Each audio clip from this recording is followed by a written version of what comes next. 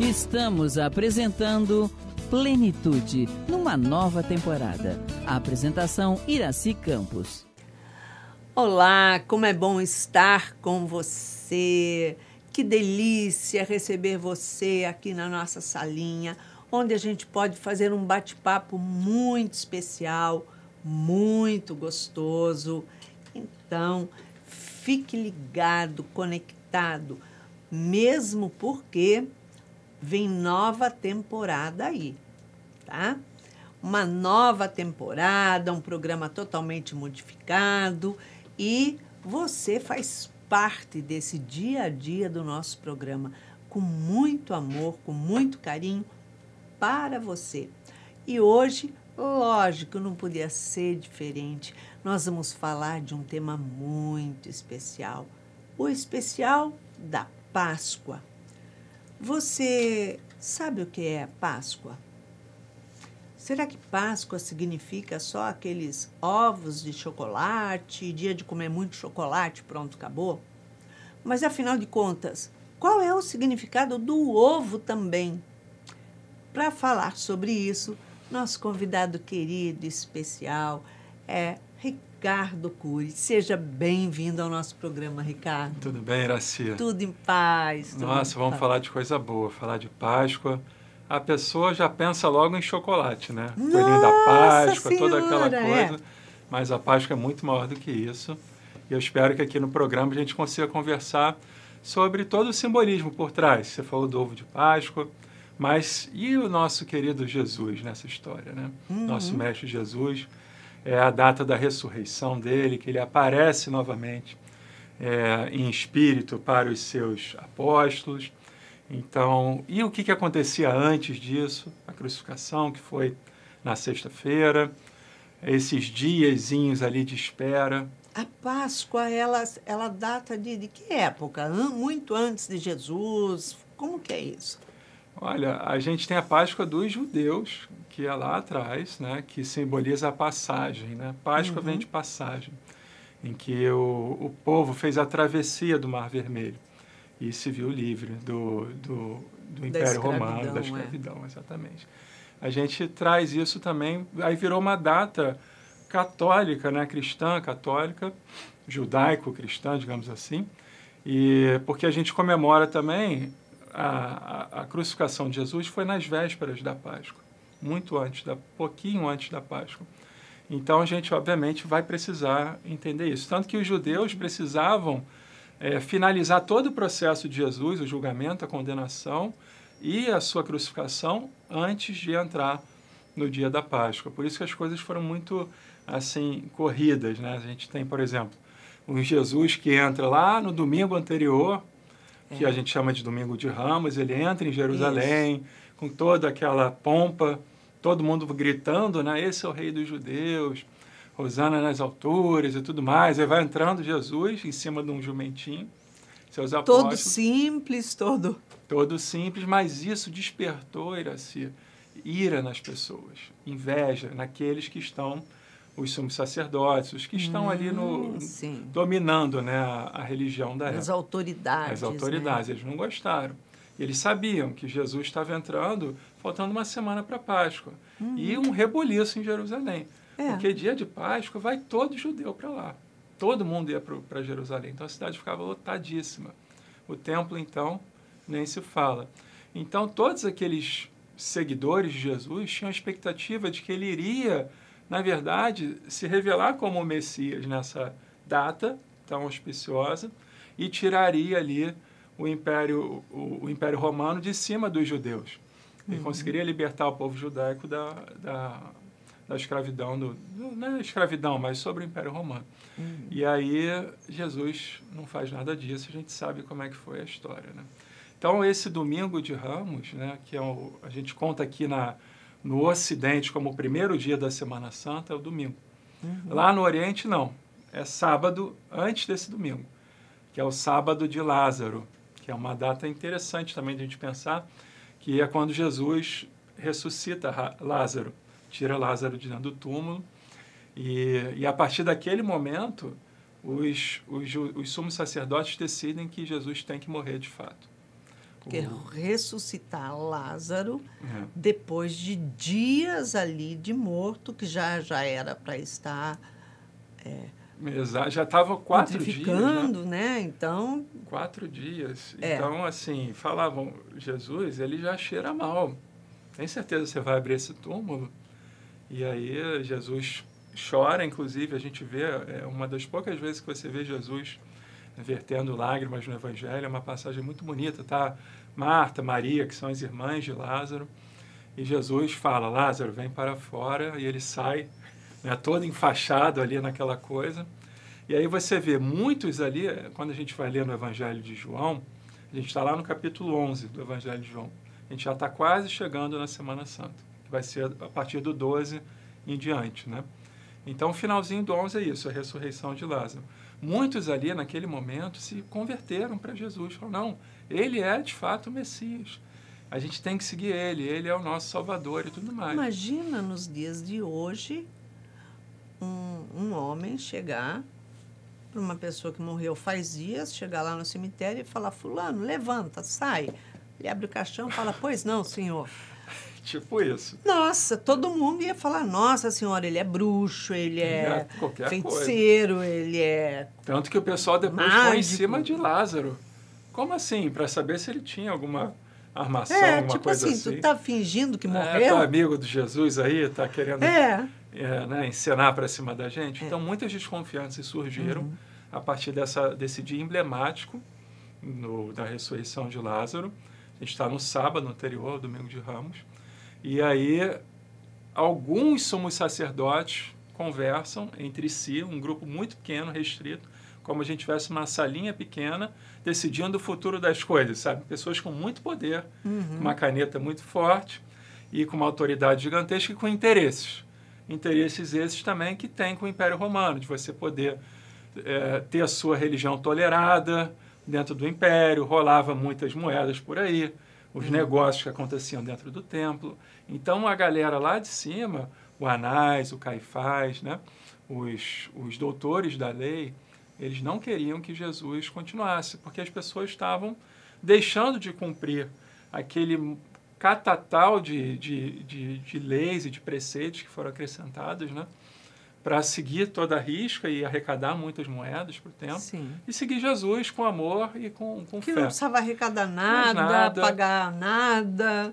Um sentimento de liberdade muito grande que Jesus trazia, e aqueles que eram considerados impuros se viam como purificados por ele, pela sua palavra e pelas suas curas, seus milagres. Imagina você. E alguém que curava paralíticos, cegos, tipo assim... a igreja da época, os doutores da lei, nunca curaram ninguém, nunca fizeram nada. Ao contrário, escrachavam os doentes, afastavam e acabou. Exatamente. Então, Jesus, assim, foi um momento muito marcante. E quando eles decidem pela morte de Jesus, eles vão buscar um jeito de trazê-lo para um julgamento fictício. Né? Basicamente assim, né? Arbitrário. Não tem advogado. Qual era o advogado de Jesus? Tinha algum? Não tinha não, sem defesa, sem nada. Sem nada. Era ele e ele. Né? E Pilatos ainda estava ali tentando aliviar Jesus. Olha, vou dar 30 chibatadas nele e vou soltar. Mas o povo lá de baixo, incitado, já inflamado por aqueles desejos, que já estavam no meio próprio para fazer isso. Próprio para isso, como se fosse um motim, né? Começaram a gritar estridentemente pelo nome do Barrabás. E pediram a crucificação de Jesus e disseram de boca cheia que o seu rei era César e não Jesus como o rei, o salvador do mundo, né? Então, para um judeu que odiava os romanos, ter que reconhecer isso era muito duro. Você vê o que estava em jogo ali. Os interesses eram muito grandes. Tanto que Pilatos, ironicamente, coloca na plaquinha em cima da cruz Jesus Cristo, Jesus o Nazareno, o rei dos judeus. É o que está lá escrito. Com um gesto de ironia. Tá vendo? Vocês que tentaram fazer uma bagunça aqui, quem manda somos nós, do Império Romano. Né? Então, voltando nessa história lá atrás de Lázaro e tal, o Caifás falou, esse homem é necessário que um só homem morra para que toda a nossa nação seja salva. E o detalhe que o evangelista João coloca é que o Caifás é o sumo sacerdote naquele tempo. Ou seja, Jesus é para todos os tempos, para toda a época. E ele é aquele que manda naquele tempo, naquela época. Temporariamente ele está ali um espaço pequeno, com algum pronto, tipo de acabou. poder. Aí você vai vendo a grandiosidade da coisa. A gente tem que ler essas passagens com muita atenção, a gente extrai muita sabedoria dali. E traz também para a nossa vida e inflama ainda mais para quem gosta de Jesus e segue seus passos. Né? E a partir daí, então, Judas faz uma articulação com os sumos sacerdotes, lá, os doutores da lei, e por 30 moedas de prata ele traz Jesus. Né? Que era o preço de um escravo na época. Né? 30 moedas de prata era o preço. E ele entrega o ouro pela prata.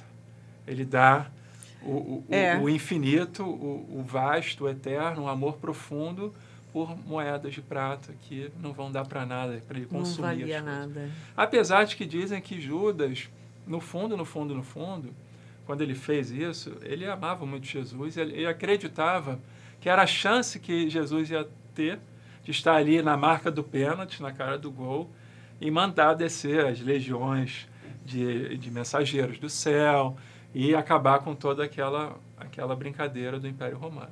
E Jesus não reage a nada. Tanto que o remorso de Judas é enorme. Foi desesperador, né? Ele, quando vê Jesus não reagindo a nada e aceitando como um cordeirinho mesmo o seu martírio, a sua morte, ele se suicida, né? Ele se enforca. E é horrível o fim de Judas naquele momento.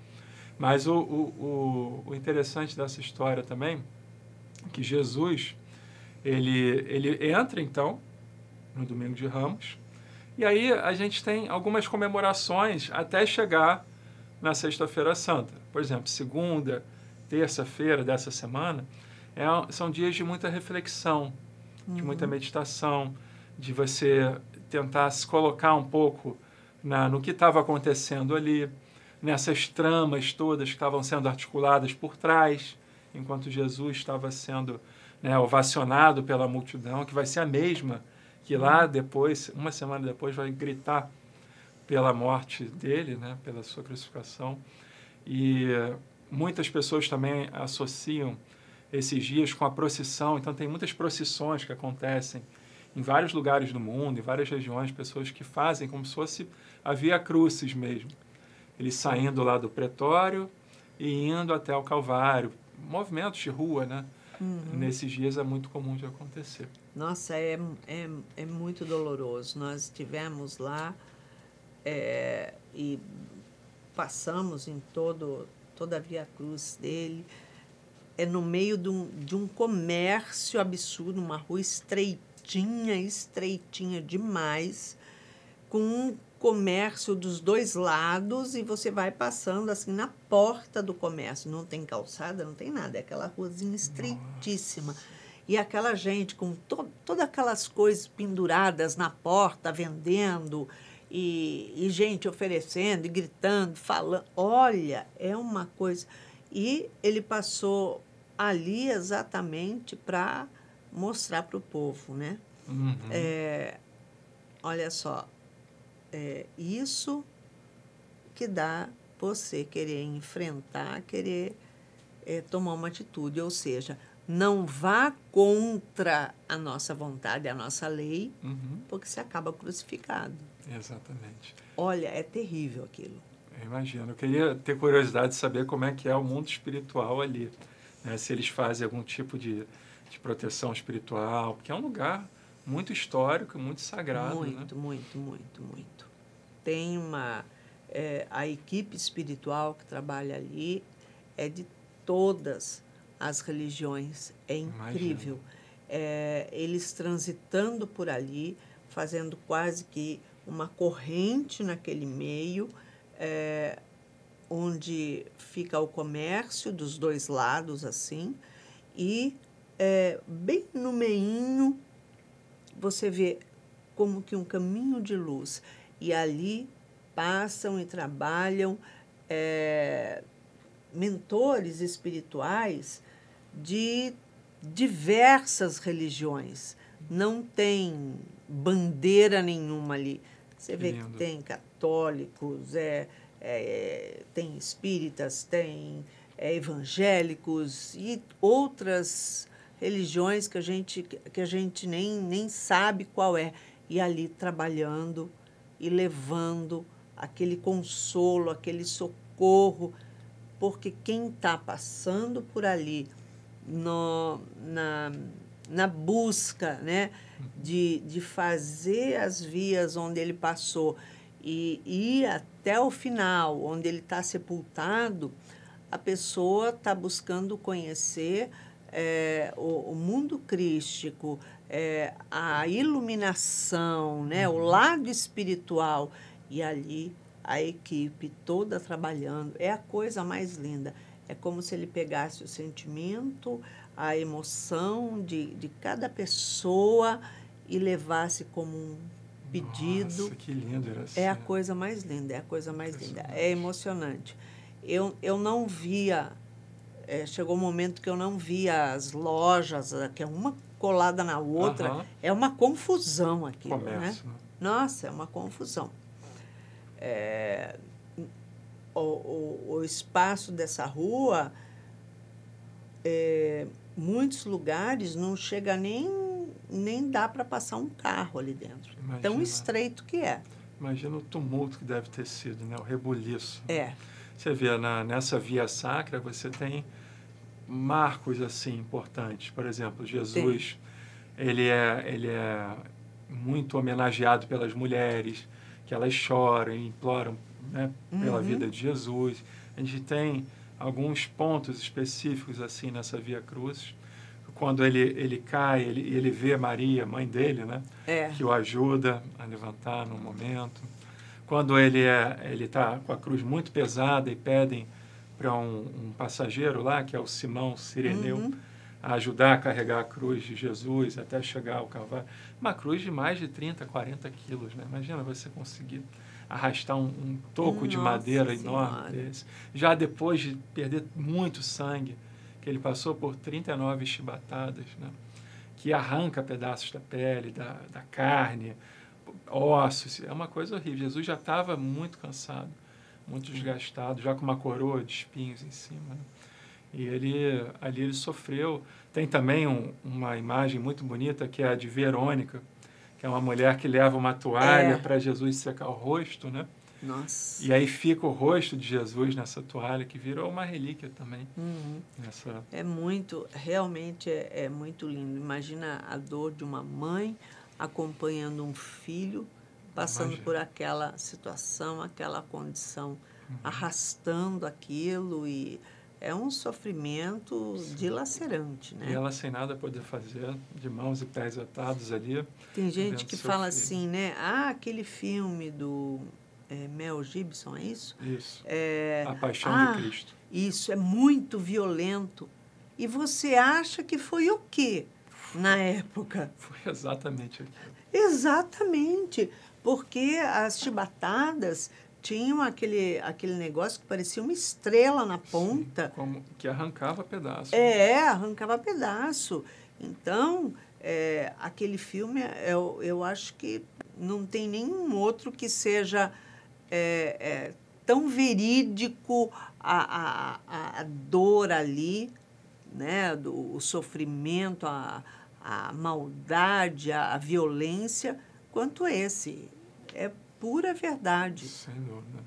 A gente tem também, assim, na quarta-feira, um dia importante, né? Que é esse dia que a gente chama do dia da traição de Judas, né? Quarta-feira que se precede a Páscoa, né? Então, muitas pessoas fazem botam Judas no meio da praça. Malhação de Judas. Você já deve ter visto essas coisas. Já. Quando eu era criança, eu via muito isso, eu não entendia nada. Eu falava, por que alguém faz os bonecos, os espantalhos, e fica todo mundo tacando as coisas? Eu não entendia, era criança, né? De Judas. O que é ignorância de tão pouco tempo atrás. Né? Exatamente. Agora, O que vem a ser a quaresma? O que se faz nessa quaresma? Perfeito. A quaresma são 40 dias, que se inicia na quarta-feira de cinzas e termina no domingo de Ramos, né?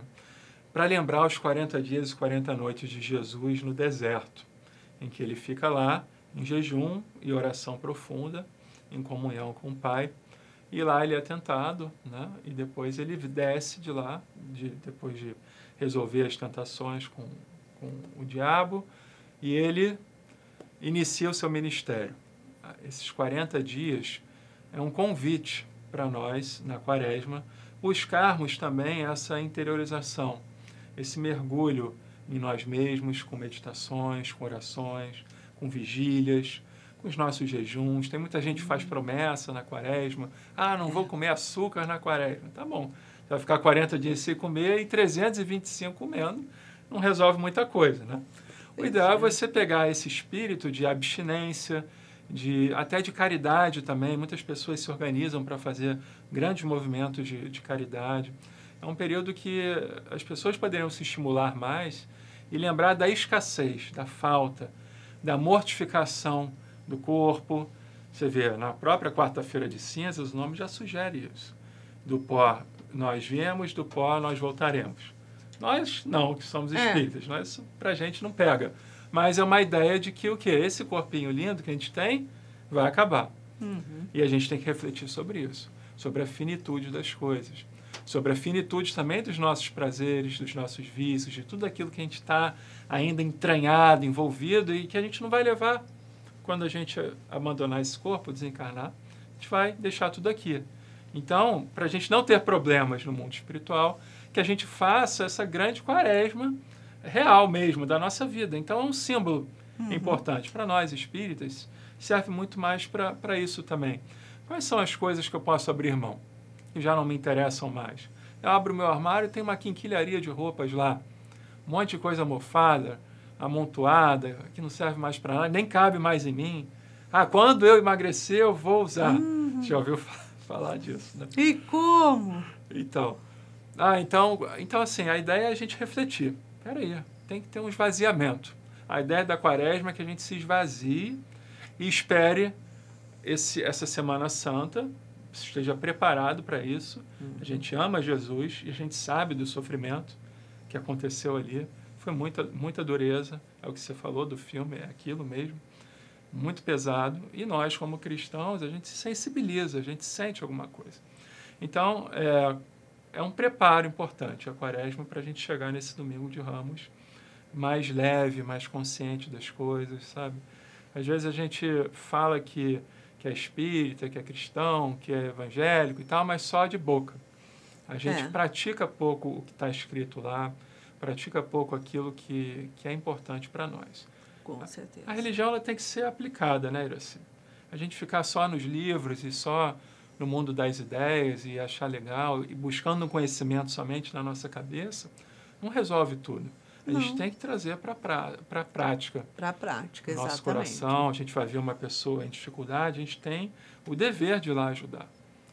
E ninguém respeita mais, você falar quarta-feira de cinza, mas os próprios, as pessoas de outras religiões, como católicos, não respeita isso. Porque, veja bem, fala assim, quarta-feira de cinzas, acabou a festa, acabou isso. A carne nada vale, acabou tudo isso. Só que ela começa à meia-noite, na quarta-feira de cinza. E à meia-noite está rolando lá o sambódromo. É um desrespeito. Está rolando tudo aquilo, está rolando a promiscuidade, está rolando, enfim. E aí as pessoas não pensam no significado, ficam esperando, porque uma semana depois, vai ter o desfile das campeãs. Depois, quer dizer, olha só, o que significa isso? Não interessa a religião que você segue, a religião que você é, mas voltar para trás, né? Assistir o filme e conscientizar e buscar, né? Você trazer para o presente o significado da dor, e utilizar essa transformação é que é extremamente importante, né? Perfeito, Iraci, muito bom. A gente vai para um pequeno intervalo e voltamos já já. Vamos para um cafezinho gostoso. É isso aí. Estamos apresentando Plenitude, numa nova temporada. A apresentação Iraci Campos. Estamos de volta no segundo bloco do nosso programa e hoje fazendo um especial da Páscoa com o nosso convidado querido do coração, Ricardo Cury. E vamos trazer à memória todo o significado. Então, fique atento. Ricardo, após a crucificação até o domingo de Páscoa, o que significa, o que se faz, como que é trabalhado, né, essa história que deveria estar tão viva nos nossos corações? Tudo começa ali na própria quinta-feira, né, que é um dia muito importante. Jesus lava os pés dos seus discípulos, inclusive do de Judas, para você ver o recado que está aí, porque Jesus já sabia que Judas o iria trair, sem dúvida nenhuma. Mas ele é o nosso Senhor, e ele diz, eu não vim ao mundo para ser servido, mas para servir. Ele lava o pé, inclusive. A humildade dele é incomparável. É incrível, até dos malfeitores. Você vê que Deus é para todos, né? Todos em algum momento têm o seu momento de arrependimento, de compreensão das coisas, e a gente entende isso muito bem aqui na nossa doutrina e tal. Então, é engraçado até porque Pedro fala, não, Senhor, você não vai lavar meus pés, eu não tenho direito de receber isso de você e tal.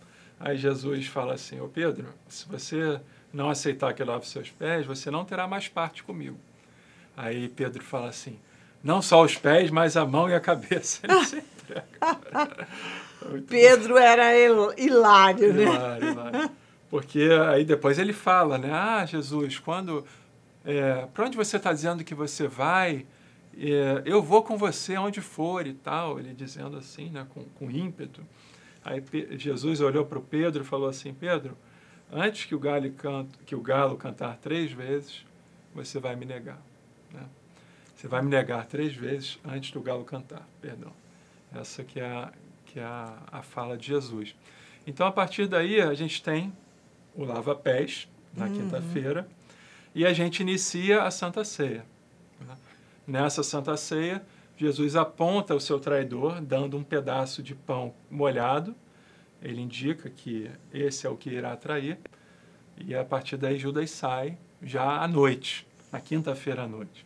E, obviamente, ele vai se juntar lá com os soldados do Sinédrio e tal, para depois se pegar Jesus. E aí Jesus inicia um grande discurso com os 11 que ali ficaram, né? Maravilhoso. Então, a gente recomenda também uma leitura nesse período da Quinta-feira Santa até a Sexta-feira Santa, do capítulo 13 ao 17 de João. É maravilhoso, que inicia exatamente no lava-pés, no 13, e vai até a oração sacerdotal de Jesus, que ele termina essa oração sacerdotal, e ele levanta e vai lá para os jardins do Cedron, onde o Judas vai chegar já na calada da noite, né? Talvez 11 horas da noite, por aí. E dali ele vai direto para o Sinédrio. Você acha que o pessoal do Sinédrio ia trabalhar meia-noite, 1h da manhã, se não tivesse um interesse muito grande em jogo? Mas é lógico. O que a gente vê hoje em dia, assim, né? Olhando, fazendo uma leitura da... Cada um de acordo com seus interesses, a sua agenda, né? Exatamente. Então, eu dou com uma mão, mas pego com a outra. Quando o interesse é muito grande, o pessoal acende a luz, abre tudo, vamos trabalhar, 11 da noite, 1 da manhã, não importa. Exatamente. E aí está lá, na calada da noite, de quinta para sexta-feira, Anás, Caifás, a turma toda, para interpelar Jesus. E aí começam a fazer uma série de perguntas para Jesus, até que perguntam, você é o Filho de Deus? Aí Jesus fala, você que está dizendo isso. E aí a gente não precisa mais de testemunha para nada. E vamos embora para o tribunal, para o julgamento. Que resposta, né? Você que está dizendo. Você que está dizendo isso. Lindo, né? Nossa Então, isso Senhora. tudo está bem registrado. Por exemplo, nesse 13 a 17, Jesus traz um novo mandamento. Ele fala, eu agora trago um novo mandamento para vocês, que vocês se amem uns aos outros, como eu amei a vocês. E reconhecerão os meus discípulos por muito se amarem.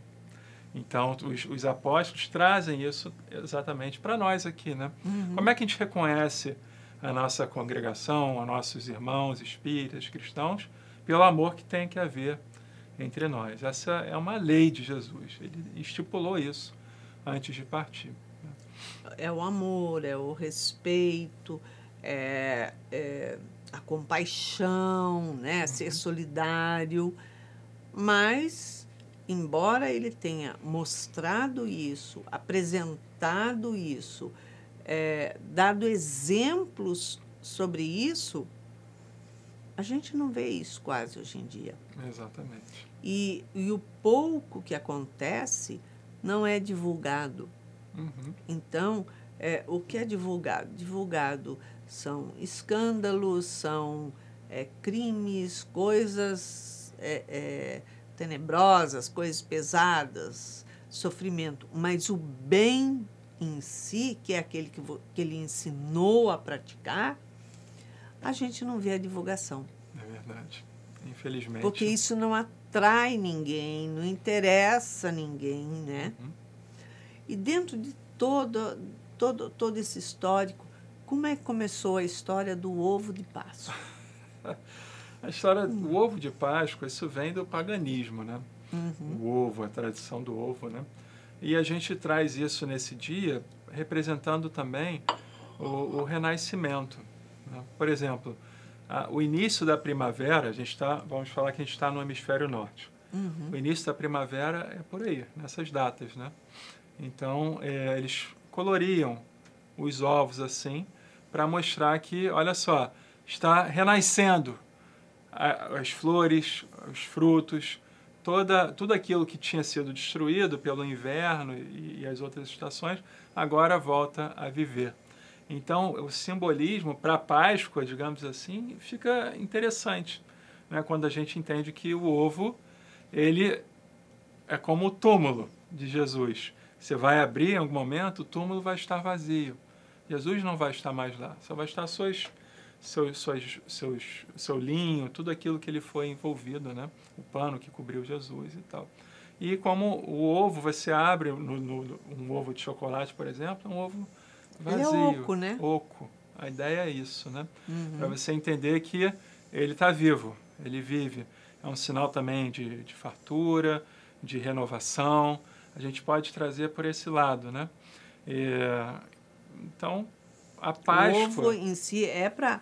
Olha, a fartura... Fartura, né? Por que chegando. o coelho, né? O coelho dá filho adoidado, né? Nossa Senhora, o Já viu coelho como é uma um sinal loucura. de fertilidade, de abundância. De abundância. E aí isso se estendeu, né? Exatamente. Qual é o problema, né? As pessoas pegam isso para fazer comércio, marketing, para vender chocolate e tudo mais, e ensinam errado para as crianças, né?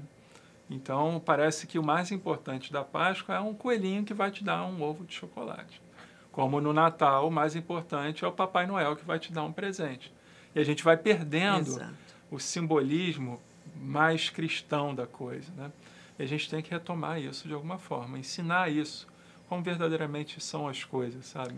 Para a gente respeitar o momento, sabe? Numa sexta-feira santa, é um dia de silêncio, é um dia de jejum, é um dia de você ficar em paz, fazer as suas preces. O seu Senhor está sendo morto. Ao meio-dia da sexta-feira santa, é um dia de silêncio absoluto, que é o dia que Jesus está sendo crucificado. Nossa é o horário da crucificação, meio-dia. E às 3 horas da tarde, ele abandona o corpo. Ele desencarna ali. Então, são momentos de muita assim, introspecção, sabe? Não é de tristeza, nem de luto, mas de você entender que esse homem deu a vida por todos nós. O que deve morrer em você nesse momento? Exatamente. Né? o que deve se renovar em você no final desses dias. Então,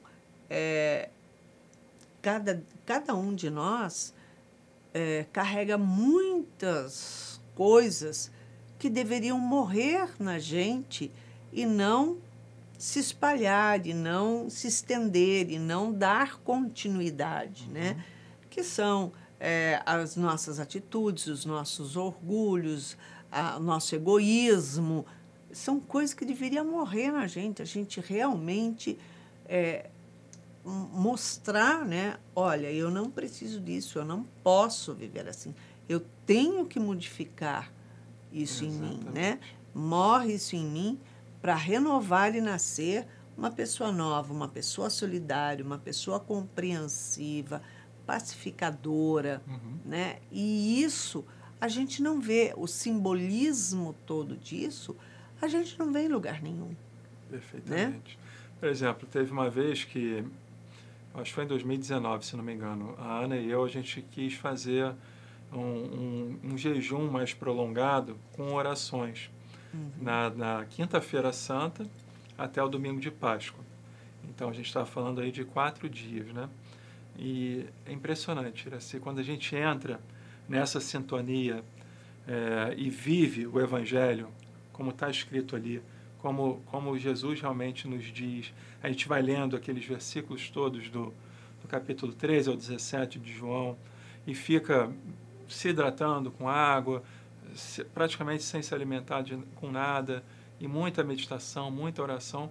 Foi um período para mim assim muito simbólico, muito importante e de transformação mesmo, sabe? E eu recomendo às pessoas a ter algum tipo de prática espiritual, de verdade, sabe? Não ficar só nas ideias, nessa sintonia de consumo, de gastos, de excessos, mas de consumar com o Senhor. Jesus, quando vai ser crucificado, a última fala dele é o quê? Está consumado. Né? Senhor, entrego para ti o meu espírito. E ele vai. Né? O que é essa consumação? Tudo já está pronto. Já está tudo definido, apresentado, reunido, mostrado como tem que ser. Minha tarefa se encerrou aqui. Está tudo concluído. Tudo concluído. Então, quando a gente vai sentar numa Santa Ceia, com a nossa família, com os nossos amigos, que a gente lembre desse momento. A gente está ali para comungar com Jesus.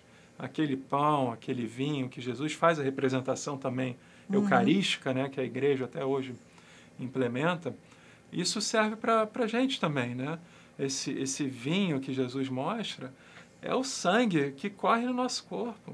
É o evangelho que tem que correr entre as pessoas. Ou seja, entra no ouvido e sai pela boca, e não por outro ouvido. Quando entra no ouvido e sai pela boca, é o sangue circulando. É esse sangue de Jesus, ou esse vinho novo. Né? A ideia é essa, é que as palavras de Jesus se perpetuem. Isso foi muito bem feito até aqui. A gente está em 2024, até hoje a gente consegue estudar muito bem os evangelhos, a doutrina espírita enriqueceu ainda mais, é como se tivesse feito mais uma transfusão de sangue ainda, né? Porque a quantidade de conhecimento que a gente tem é enorme hoje em dia. Então, acho que não tem mais desculpas para a gente ficar, sabe, se lamuriando e voltando para uma escassez que não existe. Jesus é fértil, é abundante, é farto. Exato. O pão também representa isso, né? É uma ideia de que a gente se reúna numa mesa, como se fosse na Santa Ceia, e ali a gente compartilhe do pão e converse sobre isso, sobre a paixão do Cristo, né? Exato. Essa palavra paixão hoje é o quê? Está todo mundo apaixonado, né, do carnaval. Ou do dia a dia. Todo mundo paixão é algo que dura 2 anos, de 7 meses a 2 anos, pronto, acabou, morreu. Não é essa paixão, né? Pelo amor de Deus. É a gente entender que o sangue rolou mesmo.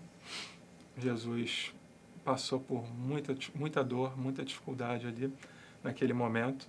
E ele se entrega, na verdade, né? Porque ele realmente sabia que, como ele mesmo fala... Que tinha acontecer para deixar isso na história como exemplo, não para que as pessoas se culpassem, mas para que as pessoas olhassem para elas e falassem, o que eu estou fazendo da minha vida? Exatamente. Qual o significado de tudo isso? Exatamente.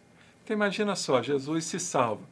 Vou dar um jeito aqui, vou mandar um papo no Pilatos, vou dizer que não foi bem assim, ou vou falar com Caifás, vou virar amigo dele, ou vou pedir ajuda espiritual para vir aqui resolver tudo para mim. Estapeia todo mundo, pronto, acabou, tudo ia numa se encerrar ali mesmo. Né? E acabar. Que cristianismo que a gente vai ter hoje? Né? Então, não. Jesus vai até o final. Ele segue exatamente as escrituras dos profetas da antiguidade e ele segue versículo a versículo, o profeta Isaías, todos os outros daquela época. E aí você tem a crucificação e depois você tem um sábado muito interessante, que é o sábado de Aleluia, porque os seus apóstolos, os mais próximos a Jesus, compreenderam que ele iria voltar, que ele falou lá na Santa Ceia o seguinte, daqui a um pouco vocês estarão sem a minha presença, e daqui a mais um pouco vocês estarão comigo novamente. E aí isso ninguém entendeu. Chamou a atenção. Aí eles viram Jesus pendurado numa cruz, morto, sendo sepultado num túmulo. Acabou. O que vai acontecer agora? É um momento de expectativa. O sábado de Aleluia, depois da crucificação, né? Que é um momento ali que acontece isso, quando eles ouvem isso de Jesus e vê ele na cruz, falam assim, bom, agora melou tudo, ferrou tudo, o negócio é baixar a cabeça e ir embora para casa. Exatamente. Então, eles ficaram atemorizados no primeiro momento, dispersos, né? E depois ele... Tanto que na manhãzinha do domingo, quem é que vai estar lá e presencia tudo aquilo? A Maria de Magdala vê o túmulo vazio, outras mulheres que a acompanham. Dizem que a própria Joana também de Cusa estava lá. Então, é um momento marcante. Aí, quando elas veem o túmulo vazio, que o túmulo já estava sendo blindado e protegido pelos soldados romanos, porque já tinha os rumores de que Jesus iria... já tinham lacrado, né? Que Jesus iria ressuscitar. Então, tinham guardas de vigília ali todo esse tempo e diziam também que queriam roubar o corpo de Jesus para depois inventar essa história. Que o corpo não estava mais lá, então Jesus ascensionou para os céus e tal. Então, os judeus se precaveram de tudo. Os judeus que eu falo são esses, né? Da alta cúpula lá. Se precaveram de tudo. E, mesmo assim, os guardas se entorpecem, dormem no seu momento de guarda. Agora, imagina rodando uma pedra daquele tamanho. Nossa. Quantas pessoas precisariam para rodar aquela pedra pesada, a força que tinha que ter e o barulho que ia fazer. Claro. Né? Não tem como. Mesmo eles entorpecidos, bebidos, ia acordar. Exatamente. Oh, caramba, que é isso? Exatamente. Trovão? Muito bom. Vocês chegaram a ver o túmulo lá em Jerusalém? Vocês foram no Santo Sepulcro? Nós fomos. Nossa, eu chorei ali. Sério? Eu chorei ali. É uma emoção, é uma coisa fora de série. A espiritualidade ali recolhendo as orações, as preces das pessoas, cada uma com a sua crença, cada uma com o seu sentimento, cada um com a sua devoção, cada um com o seu pedido de socorro, de ajuda, fazendo suas promessas, e eles recolhendo isso. Meu Deus, isso é a coisa mais... Que bom, né? Quando a gente aproveita a viagem dessa forma, é fantástico. Né? Em vez de ficar só ali nas vendinhas ou só fazendo turismo, mas vivenciar mesmo. Não é turismo, não é outra coisa. Tanto que eu fui essa vez... E eu quero ir outra. Você vai me levar. Eu já falei para o Cláudio, falei assim, olha só, eu quero ir. Ele falou, não, amor, esse ano não, está meio conturbado lá. Falei, mas eu não estou preocupada com a conturbação que tem lá. Falei, porque se ele falasse para mim, não, tudo bem, vamos, mesmo no meio dessa confusão toda, dessa guerra toda, eu ia. Eu fiquei com inveja de vocês. Que não seja, me rasgando todo, querendo estar lá. Olha, foi muito, muito lindo, muito especial, assim. o Muro das Lamentações. Meu Deus do céu, o que eram aqueles mentores com aquelas roupas longas que se arrastavam pelo chão, recolhendo ali, quando tinham pessoas ali que eles ficam fazendo assim, orando, balançando, né? Eu não sei nem por que balança, mas eles ficam lá balançando. Deve ser. Quando esses mentores faziam assim com as mãos, saíam com as mãos cheias de lágrimas. Mentira, É a coisa mais impressionante. Eu sentei ali no Muro da Lamentação, tinha alguns lugares, algumas cadeiras de plástico ali espalhadas, e quando eu comecei a ver aquele momento, eu nem cheguei até o muro. Eu não fui no muro. Eu fui, parei, sentei e eu me perdi olhando o movimento deles, o trabalho deles. É a coisa maravilhosa, o outro lado daquilo que a crença, né? Que a esperança de consertar os desafios familiares, os desencontros, as dores ali, é a coisa mais fantástica que tem. Eu quero ir outra vez, porque essa vez, quando eu for, eu já vi isso daí. Então, você quer ver além do que está ali já.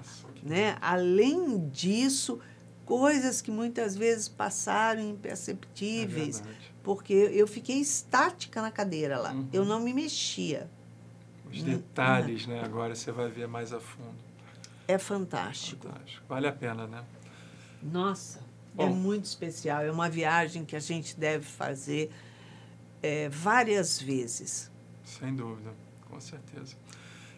Então, o túmulo está vazio. A testemunha ocular disso, né? Como eu falei, foram as mulheres que correm para falar com João e Pedro. E aí começa uma correria, né? Porque eles correm para ir lá ver o túmulo. Aí João vai na frente, depois Pedro para na porta do túmulo e entra. Aí João entra logo em seguida. E aí vira uma festa danada, porque eles veem que Jesus realmente não está mais ali. E a recomendação de Jesus para Maria, que aparece para ela, né? Na forma de um jardineiro, né? Porque as pessoas... A Maria olhou assim, achou que era um jardineiro. Jesus está transfigurado, está de uma outra forma, né? E aí depois ele fala, né? Maria, aí ela vê que é o Senhor. E fala para reunir todo mundo que ele vai lá aparecer para eles. Ela tenta abraçá-lo, mas ele fala que ainda não é o momento para isso e tal. Ainda estou impuro, né? Isso aí. Aí ela volta, reúne todos e ele aparece lá novamente. Tomé não estava naquele dia. Aí Tomé fala que não, só vou ver se é mesmo. Por isso que eu ver para crer. Exatamente. Eu quero botar o dedo na ferida, nas chagas, para saber se é ele mesmo. Exatamente. Aí, num segundo momento, Jesus aparece com Tomé lá e ele vai direto em Tomé. Aqui, Tomé, bota o dedo aqui na minha ferida e tal. Aí Tomé se prostra e fala, meu Senhor e meu Deus. Imagina. E Jesus diz que é um recado para nós. Bem-aventurados aqueles que não viram e creram. E creram. Você precisou ver para crer. Nós não vemos, mas nós acreditamos. E para acreditarmos cada vez mais, a gente tem que conhecer, tem que mergulhar, tem que ir lá, tem que ver as coisas de perto. Né? Quanto mais a gente trazer Jesus para perto de nós, mais a nossa mente se abre, o nosso coração, e todo esse amor de uns pelos outros vai se multiplicando em nós. Então, que essa Páscoa, né, Iraci, seja uma Páscoa de renovação, de ressurreição, no sentido mais simbólico da palavra, que aquele homem velho, encarquilhado, cansado, cheio né, de mágoas, rancoroso, que ele morra, que ele seja crucificado, e para que o homem novo renasça em nós mesmos. Límpido, em paz, reconhecendo todos os seus erros, todos os seus acertos, em paz com isso, mas para caminhar para frente, para renovar, né? Exato. Que isso que que faz a diferença na vida da gente. Né? Deixar a culpa para trás, deixar tudo para trás, larga tudo e vem comigo. Viver conforme o Espírito, que nós somos, que todos nós somos. Porque o sol ele nasce para todos, para os justos, para os injustos, para os bons e para os maus. Então, renovar, né? A ideia é que a gente se transforme verdadeiramente. Abandone o homem velho, pare de se identificar com o corpo, com os prazeres que ele exige, com os sentidos, e viva uma vida espiritual e eterna aqui e agora. Enquanto a gente está encarnado, por que não? Esse é o tempo. O tempo já está cumprido. Jesus falou, está tudo consumado. O que você está esperando? Mais 2.000 anos? O tempo já passou, meu amigo. Já rodou muito por aí, Muita né? gente já resolveu a parada. Já foi, voltou, voltou. E você vai ficar aqui ainda nesse reme-reme, preso nessas ideias todas de mundo e tudo mais. É isso aí. Ricardo, passa rápido, né? Muito, né? Obrigado pela sua presença, por estarmos aqui buscando renovar, buscando ser o homem novo, ser aquele que Jesus fala, deixa tudo e vem comigo, que a gente possa ir com Ele e estar com Ele em todos os momentos.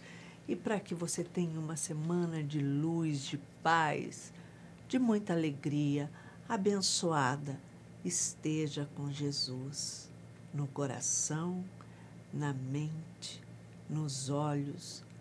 E olha, tatuado no peito, mas não tatuado de tatuagem, é aquela tatuagem interna, que é essa, por mais que o corpo se dilua, se desmanche, jamais ela sairá. É isso aí. Um beijinho super carinhoso, cor-de-rosa e muita paz. Muita paz. Acabamos de apresentar Plenitude. Produção Seja Barra. A apresentação Iraci Campos.